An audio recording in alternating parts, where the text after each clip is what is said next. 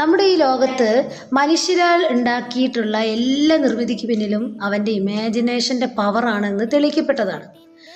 അപ്പോൾ എന്തുകൊണ്ട് ആ ഇമാജിനേഷൻ്റെ പവർ നമുക്ക് ഉപയോഗിച്ചുകൂടാ? പലർക്കും എങ്ങനെയാണ് ഇമാജിൻ ചെയ്യുന്നത് പോലും അറിയില്ല. ഇമാജിനേഷൻ ഇത്രയും പവറോ എന്നൊക്കെയാണ് ചോദിക്കുന്നത്. അതെ, ചില കാര്യങ്ങളൊക്കെ നമ്മുടെ ലൈഫിൽ നമ്മൾ അട്രാക്റ്റ് ചെയ്തിട്ടുണ്ടല്ലേ അറിയാതെ.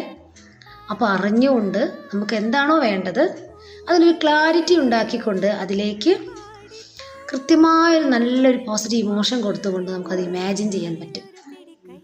അപ്പോൾ ആദ്യം ചെയ്യേണ്ട ഒരു കാര്യമുണ്ട്. ഇമാജിനേഷന് മുൻപായി ആദ്യം നിങ്ങൾക്ക് എന്താണ് വേണ്ടതെന്നൊന്ന് എഴുതി വെക്കുക.